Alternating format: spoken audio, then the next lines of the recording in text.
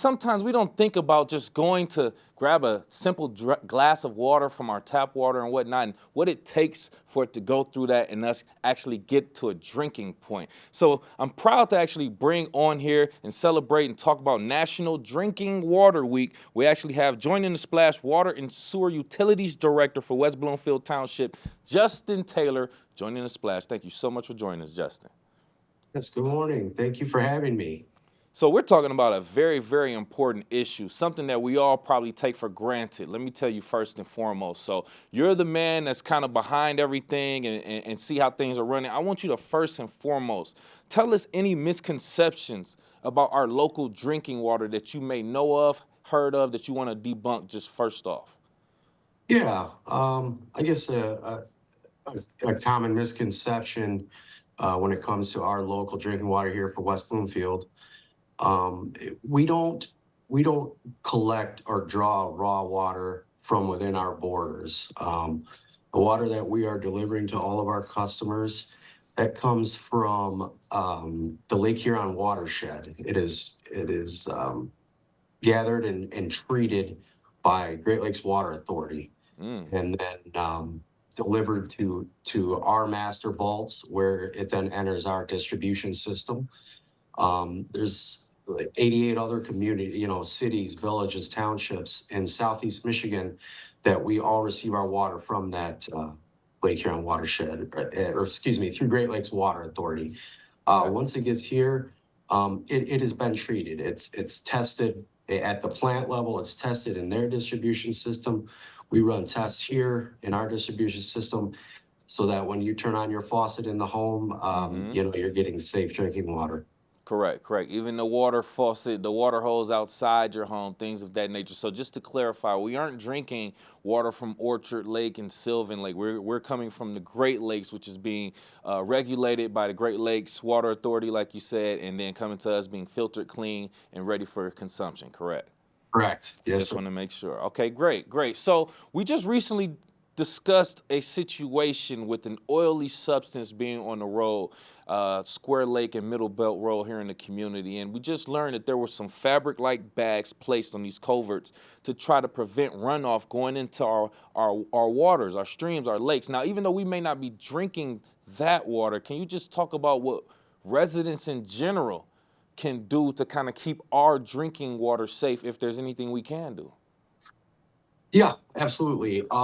It's one of the biggest and easiest ways to help keep drinking water safe is for all of the businesses and homes in West Bloomfield Township to gain and remain in compliance with the Cross Connection Control Program. Mm, This is a state mandated program um, that that requires all hose bibs on the outside of a house to have a anti-frost hose bib vacuum breaker.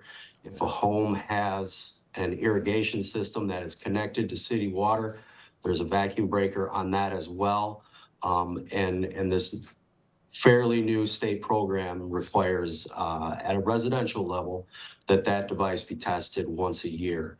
Now, what these do is they prevent back siphonage. So you had mentioned that oily substance found on the road there. mm-hmm. Had that gone into a yard and sat on a sprinkler head or something, and that system comes on, and then there's a drop in pressure in the water system, the conditions exist where that could be drawn back into your home through back siphonage or back flow, and these devices prevent that from happening. So Mm. it stops water of questionable or dangerous quality from re-entering the water system, the drinking water system. That is great perspective. Thank you for providing that, Justin. And that's a great example. So that has me further thinking about the things that we may do at our homes that we may think has no effect on our water, right? Maybe go outside, pour out some type of liquid, some old oil, grease, or whatever the case may be, and that can also potentially have an effect on our drinking water. Is that what you're saying? It can. Yeah, like we mentioned, we're not drawing the water from here, but We have 18,000 plus water accounts in the township. Right, right. Having said that, there are still many homes that are on a private well system. Good point. If you were to dump, chemicals or paint, stains, anything like that, Mm, oily substance, that can get down into the groundwater system and then be drawn into those wells. And, anybody on a well, that's now correct.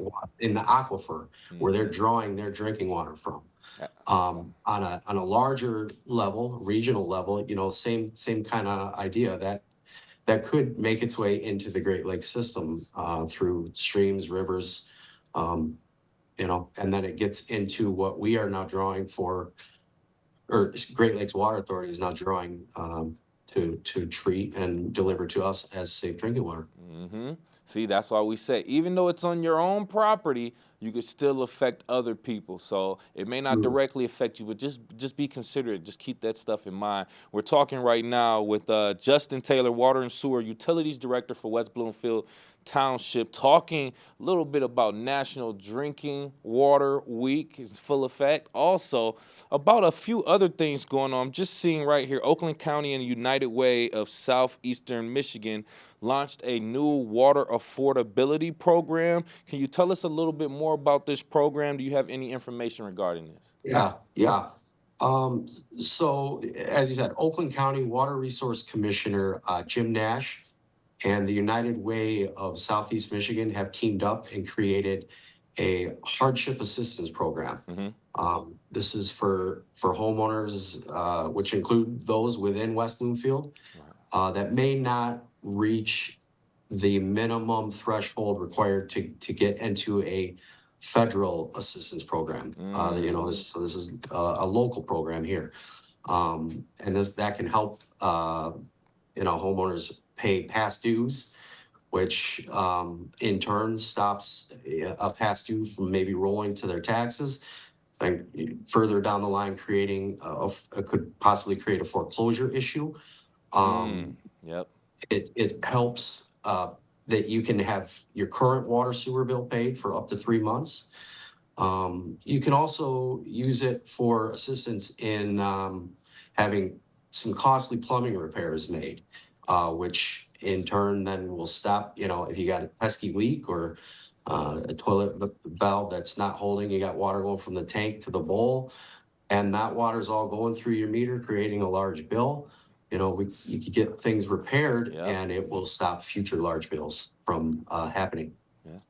You know what? That just has me thinking about another thing. Random question right now. Are there any common I don't know, appliances or things of that nature that your department usually hears about from homes usually having a leak in water that usually costs them a high water bill? Maybe other people, maybe like a running toilet people aren't aware of, or a leaking outside water hose. Anything of that nature that's common to your department? Absolutely, Kevin. Yeah, the big three, the toilet. There's a flapper valve in the bottom of that tank. When you hit the Yep. handle, that opens, allows the water to rush from the tank to the bowl. It carries the waste away. If that is leaking, that's one of the major ones we see. Another is a sprinkler, an irrigation system Mm-hmm. that's got a leak underground. It's kind of out of sight, out of mind. Water's gonna take the path of least resistance. It may not be coming to the surface. And a big culprit for high water bill, if you've got a water activated backup sump pump, your home loses power. This system is designed to then take water from your drain tiles that are collected into a sump pit and get that out of the home so you don't flood. Mm. It works. It saves your home from being flooded. It's awesome. You just want to make sure when you get power back, that system turns off, because that is using fresh, potable water to run that system. And as soon as you got power back, you want that electric one taken back over. Exactly. All key things that we need to keep aware of. We may just run past the bathroom and hear the toilet running and think it's nothing, but let that water bill hit you that next month. You'll realize you need to make some type of change. Thank you again, Justin. One last thing. Any additional information? How can people keep up with key information regarding local West Bloomfield community water and what we can do to kind of keep our drinking water safe? what resources can we look forward to kind of get that information? Yeah, thank you, Kevin. If you go to the township website, there is a whole section on your local water and sewer department. A lot of good information in there. We are soon to be, not yet, but we are going to have a Facebook page for the department, and we're going to, post all kinds of good information on there as well. And anytime, reach out to us. You can on the main page of the website for West Bloomfield Township. There's an Ask Water link. You got a question for us? You could type it in there, or call us anytime. We're here. We're here to help. 24 hours a day, 365 days a year. Somebody is working at all times here at the water department. And thank you for clarifying that, because as long as we need water running, we need somebody to run the water. So thank you again, Right. Justin Taylor, Water and Sewer Utilities Director for West Bloomfield Township. Justin Taylor, thank you again for your time. We appreciate it. Thank you.